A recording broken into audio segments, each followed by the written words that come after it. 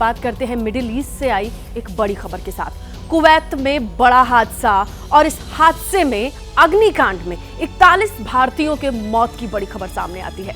इमारत में भीषण आग और उसकी चपेट में आए 41 भारतीयों के मौत की ये खबर है। बिल्डिंग में ज्यादातर मजदूर रहते थे। मृतकों में केरल के 11 लोग शामिल हैं। तो कुवैत से आई ये तस्वीर जहां पर प्रवासी यानी रोजी रोटी के लिए कमाने के लिए भारत छोड़ करके कुवैत गए थे ये श्रमिक और इसी बिल्डिंग में रहते थे जिसमें आप धुआं उठता दिखाई दे रहा है, जिसमें आग लगी थी। और इस अग्निकांड में 41 भारतीयों के झुलसकर मौत की खबर सामने आई है। मिडिल ईस्ट में कुवैत और वहां पर गए श्रमिकों की बात कर रहे हैं। 41 मजदूरों की मौत की खबर सामने आई है। यही वो बिल्डिंग है जिससे धुआं उठता आप देख रहे हैं। इसी में वो मजदूर रहते थे, काम करते थे, रोजी रोटी के लिए अपना देश छोड़ करके गए। लेकिन वहां से जो तस्वीर आई वो पूरी दुनिया, पूरे ग्लोबल मैप पर देखी जा रही है, जहां 41 इंडियन जो मजदूर थे उनके मौत की खबर आई है। कई और झुलसे हैं और इसी बिल्डिंग में वो मजदूर रुके हुए थे, रह रहे थे। तो मिडिल ईस्ट का कुवैत, जहां पर मजदूरों के आग में झुलसकर मौत की खबर आती है, ये दुखद खबर आती है।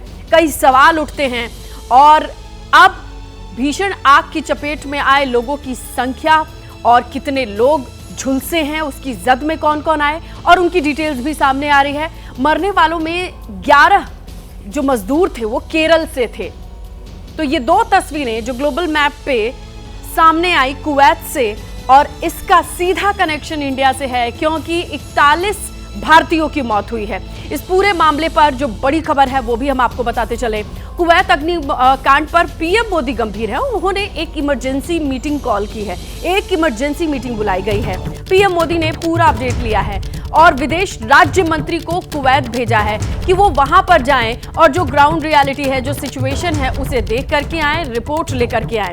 इस पूरे मामले पर एक हाई लेवल मीटिंग बुलाई गई है। विदेश राज्य मंत्री को कुवैत भेजा गया है ताकि वो सिचुएशन को देख सके, समझ सके। और फिलहाल इस अग्निकांड में और कौन कौन दायरे में आया है, कितने और मजदूर उस बिल्डिंग में रहा करते थे और कितने झुलसे हैं। 41 के मौत की खबर आ रही है। उनके परिजनों को क्या बताना है, डेड बॉडीज का क्या होना, ये तमाम सवाल इस वक्त लोगों के जहन में है। लेकिन ये बड़ी तस्वीर, ये बड़ा दर्दनाक हादसा, 41 मजदूरों के मौत की खबर और ये सब इंडियन थे, 11 सिर्फ केरल से थे। इस बड़े हादसे में, इस बड़ा अग्निकांड को देखिए जहां पर आपको धुआं दिखाई दे रहा है, आग की लपटें दिखाई दे रही हैं और इस बिल्डिंग में बताया जा रहा है जरूरत से ज्यादा मजदूर रह रहे थे, काफी कैपेसिटी फुल थी। और इसी बिल्डिंग में जब आग लगती है तो किसी को भी जान बचाने का कोई मौका नहीं मिल पाता है और यही वजह है कि 41 मजदूरों के मौत की खबर आती है। देखिए, इसी पूरे मामले पर एक और बड़ी खबर आपको बताते चले कि भारत के विदेश राज्य मंत्री कुवैत के लिए रवाना हुए। ये बड़ी खबर मिल रही है। हालात का जायजा लेंगे विदेश राज्य मंत्री कीर्तिवर्धन सिंह। डीएनए टेस्ट से शवों की पहचान होगी, कीर्तिवर्धन सिंह ने कहा। बहुत जल्द सभी शवों को वहां से वापस वतन लाया जाएगा। तो कीर्तिवर्धन का ये कहना है कि बहुत जल्द जिनके अपने कमाने के लिए, पैसों के लिए बाहर गए थे, उनके शवों की पहचान मुश्किल हो रही है। ऐसे में डीएनए टेस्ट की मदद से उनकी पहले शिनाख्त की जाएगी, पहचान की जाएगी और तब जाकर के शवों को भारत लाने की जद्दोजहद है। ये सारी प्रोसेस जल्द से जल्द हो सके, इसके लिए कीर्तिवर्धन वहां मौके पर पहुंचेंगे। विदेश राज्य मंत्री हैं और अब वो कुवैत के लिए रवाना हो चुके हैं। इस पूरे मामले पर सबसे ताजा अपडेट यही है और उनके जाने के साथ एक और बड़ी बात उन्होंने कही है कि डीएनए टेस्ट किया जाएगा ताकि जले हुए शवों में पहचान की जा सके कि कौन कौन है। इस दुखद घटना के बाद जो परिजन हैं, उनके अपनों के शव को पहुंचाने की जद्दोजहद शुरू है। हम लोगों की सबकी संवेदना है उन परिवारों के साथ जिनके लोग वहाँ थे और इस घटना में उनकी मृत्यु हुई है। अभी माननीय प्रधानमंत्री जी ने हम लोगों की बैठक ली है। वहाँ का जो सिचुएशन है उसका स्टॉक लेंगे। जो घायल हैं, जिनको चोटें हैं, जहाँ जहाँ अस्पतालों में हैं, उनका जायज़ा लेंगे कि उनका इलाज कैसा चल रहा है और जिनकी मृत्यु हो गई है उनकी जल्दी से जल्दी उनका आइडेंटिफिकेशन का प्रोसेस चालू है और उनको जल्दी जल्दी देश ले जाने की तैयारी है।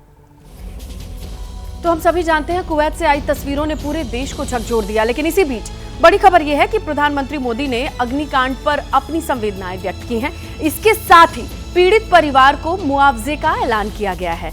2-2 लाख की आर्थिक मदद की जाएगी परिवार को। कुवैत में 41 भारतीयों की झुलस कर मौत हुई है, दर्दनाक मौत हुई है। एक बिल्डिंग में आग और वहां पर मौत की खबर सामने आई। ऐसे में जो परिवार थे जिन्होंने अपनों को भेजा था और वो वहां पर मेहनत करके कमाई करके पैसे अपने घर तक भेजते थे, इसीलिए वो अपना देश छोड़ के गए। लेकिन इसी बीच अब इस पूरे मामले पर प्रधानमंत्री मोदी ने 2-2 लाख आर्थिक मदद की घोषणा की है, संवेदना व्यक्त की है, क्योंकि जिन्होंने अपनों को खोया उसकी भरपाई संभव नहीं, लेकिन आर्थिक मदद से उनके परिवार को संबल देने की कोशिश और पीड़ित परिवारों के लिए मुआवजे का ऐलान किया गया है। 41 ये काउंट है, ये नंबर है जो इस बिल्डिंग में इंडियंस झुलस कर मरे हैं, जिनकी डेड बॉडीज को लाने की कवायद चल रही है। लेकिन इसी बीच देश से बड़ी खबर यह है कि 2-2 लाख की सहायता दी जाएगी।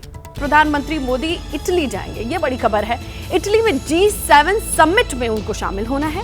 इटली के साथ बायलैटरल मीटिंग, बातचीत होगी, संवाद भी होगा, द्विपक्षीय बातचीत इटली की पीएम जॉर्जिया मेलोनी के साथ होनी है।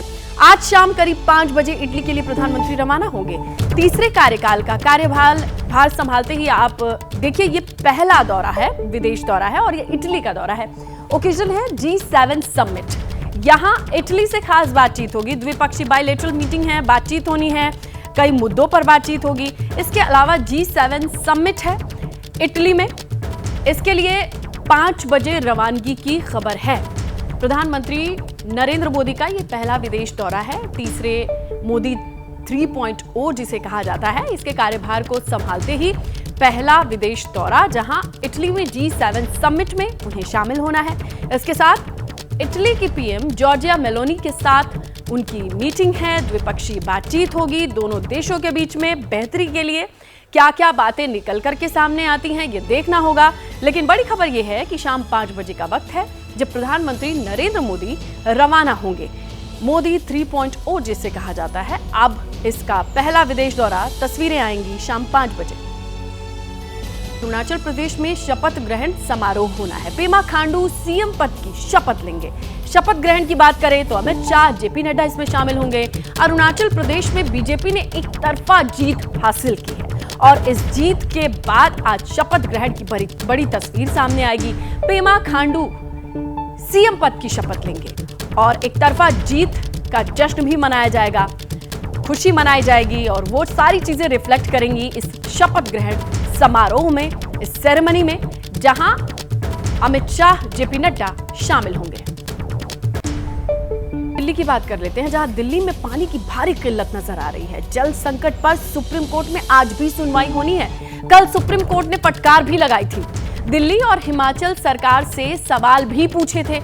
आपने हरियाणा पर पानी रोकने का आरोप लगाया था, जो कि हिमाचल से चल के आना था। उस पर रोक लगाने की याचिका पर सुनवाई हुई, जहां पर दोनों ही प्रदेश को फटकार लगाई गई। जहां सुप्रीम कोर्ट ने पूछ लिया कि हर बार का यही संकट रहता है, तो इससे निपटने के लिए क्या कार्य योजना है, कितने तरीके से पानी बचाने के लिए जन जागरूकता, क्या है मोडस ऑपरेंडी, क्या है प्रिपरेशन इस जल संकट से निपटने के लिए दिल्ली सरकार के पास। और इसके साथ ही यह भी पूछा गया कि क्या है डिटेल्स, कितनी पानी कहां से छोड़ना था, और इस पर दोनों ही राज्यों को फटकार लगाई गई है। लेकिन इससे जुड़ी जो और इंफॉर्मेशन है वो आज की सुनवाई में सामने रखी जाएगी, इस पर नजर रहेगी। जम्मू कश्मीर के डोडा में फिर आतंकी हमला, ये अगली खबर है। देखिए, डोडा के गंदोह ये लोकेशन है जहां पर फायरिंग की रिपोर्ट मिलती है। गोलीबारी में एक पुलिसकर्मी के जख्मी होने की भी खबर है। आतंकियों की तलाश में सर्च ऑपरेशन चलाया जा रहा है। लेकिन इसी बीच आज देखिए किस तरीके से अशांति का ये चौथा दिन है और लोकेशन चौथी है, जहां गोलीबारी में पुलिसकर्मी के जख्मी होने की खबर है। डोडा के गंदोह ये लोकेशन इलाके में आतंकियों की फायरिंग की खबर आई है और इसी फायरिंग में एक पुलिसकर्मी भी जख्मी हुआ है। अब आतंकियों की तलाश की जा रही है। लगातार ये चौथा दिन है जब सर्च ऑपरेशन चौथी लोकेशन पर चल रहा है। और देखिए, कठुआ में मिले पाकिस्तानी साजिश के सबूत की बात करते हैं। कठुआ से भारी मात्रा में हथियार मिले हैं, पाकिस्तानी दवाई, ड्राई फ्रूट्स मिले हैं, पाकिस्तान में बनी चॉकलेट्स भी मिली हैं। M4 कार्बाइन और स्टील बुलेट्स इसके प्रमाण हैं जो कि बरामद किए गए हैं। तो देखिए, इन तमाम चीजों की मदद से पाकिस्तान की इन्वॉल्वमेंट साफ तौर पे दिखाई देती है, किस तरीके से पाकिस्तान इन्वॉल्व है इन आतंकी साजिश में, हमले में, अशांति में। जम्मू के कठुआ के हीरानगर में 16 घंटे चली मुठभेड़ के बाद सुरक्षा बलों ने 2 पाकिस्तानी आतंकवादियों को मार गिराया है। 16 घंटे चली इस मुठभेड़ के बाद जब ये आतंकवादी मरे और तो अपने पीछे छोड़ गए सबूत इस बात के कि वो पाकिस्तान से आए थे, सबूत इस बात के कि पाकिस्तान लगातार अभी भी आतंकवादियों को भारत की शांति भंग करने के लिए भेज रहा है, सबूत इस बात के कि जम्मू कश्मीर में खून खराबा करने के लिए पाकिस्तान अभी भी जिम्मेदार है। शुरुआत में यहाँ से करूँगा। आप देखिए मेरे सामने जो सामान पड़ा है, खाने पीने का सामान है, दवाइयाँ हैं और चॉकलेट्स हैं, ये सब पाकिस्तान में बनी है। ये दवाई देखिए, ये बैंडेज है। अगर कोई आतंकवादी घायल हो जाता है तो उस समय अपने खून का रिसाव रोकने के लिए ये बैंडेज इस्तेमाल होता है और ये बैंडेज बना है पाकिस्तान में, लाहौर में। ये टॉफ़ी देखिए, ये पाकिस्तान में बनी है। ये चॉकलेट्स देखिए, ये पाकिस्तान में बने हैं। तो ये सबूत काफ़ी है ये बताने के लिए कि पाकिस्तान अभी भी जम्मू कश्मीर और भारत में हिंसा फैलाने के मकसद से आतंकवादी भेज रहा है।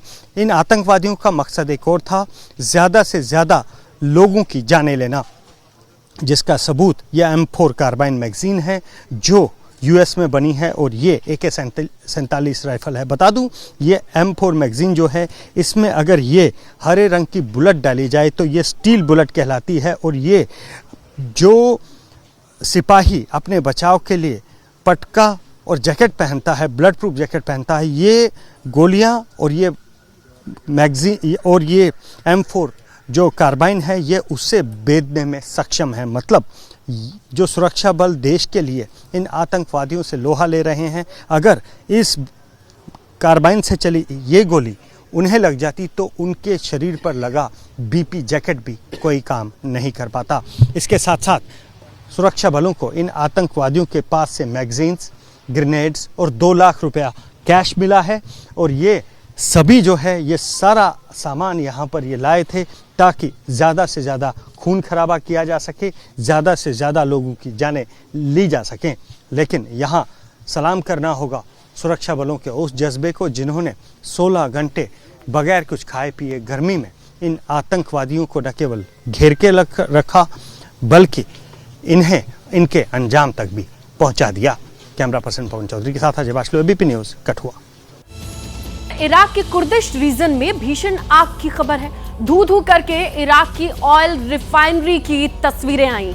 आग पर काबू पाने की कोशिश की जा रही है, लेकिन जाहिर सी बात है ऑयल रिफाइनरी है, यहाँ पर तेल है और उस पर काबू पाना इतना आसान नहीं है और इसीलिए भयानक तस्वीरें सामने आई हैं इराक के कुर्दिश इलाके से।